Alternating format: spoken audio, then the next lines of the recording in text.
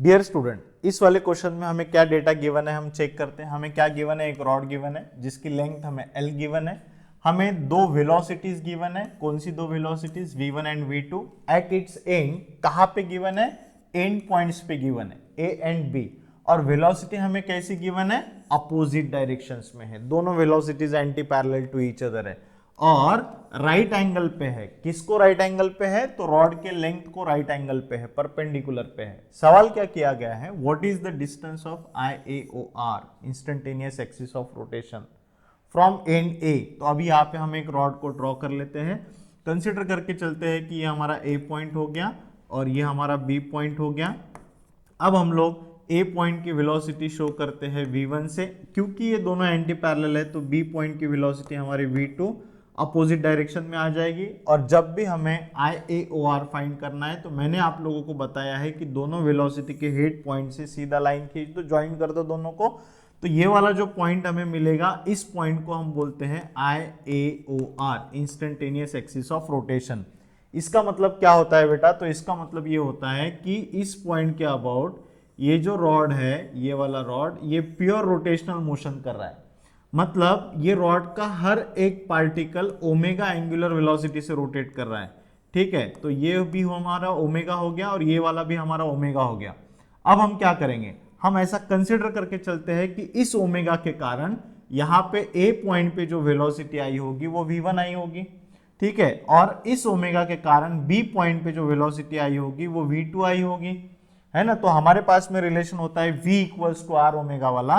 तो V equals to, बस V की जगह पे V1 आएगा, R के जगह पे जिस पॉइंट के अबाउट ये रोटेट कर रहा है तो वो हमारा X हो जाएगा। ये हमारा रेडियस हो गया बेटा, क्योंकि इस पॉइंट के अबाउट ये रोटेट कर रहा है। अगर ये रेडियस हो गया तो V2 के लिए रेडियस क्या हो गया, या इस वाले पार्ट के लिए रेडियस क्या हो गया, तो पूरे रॉड की लेंथ अगर L है उसमें से X चला गया तो ये वाला डिस्टेंस हमारा L माइनस एक्स के बराबर बच गया। ठीक है, तो ये हो गया V2 के लिए रेडियस या सेकेंड पार्ट के लिए रेडियस। तो हम यहाँ पे इक्वेशन लिखेंगे V equals to R omega. V की जगह पे V1 आएगा, R की जगह पे X आएगा, तो V1 equals to X omega. यहाँ से अगर हम ओमेगा को फाइंड आउट करके रख दे तो हमें ओमेगा इक्वल्स टू मिलने वाला है V1 बाय X के बराबर।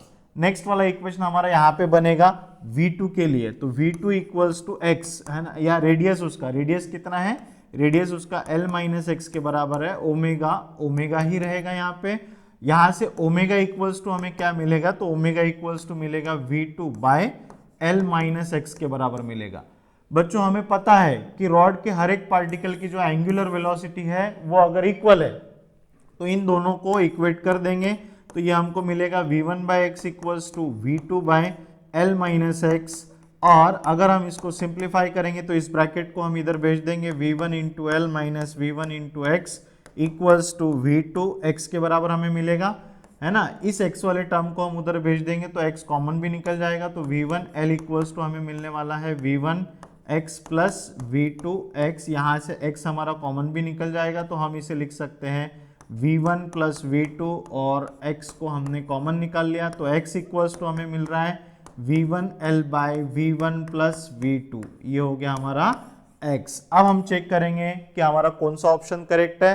तो इस क्वेश्चन में हमको ऑप्शन फर्स्ट वाला करेक्ट दिख रहा है। होप सो आपको ये क्वेश्चन समझ में आया होगा। Thank you so much.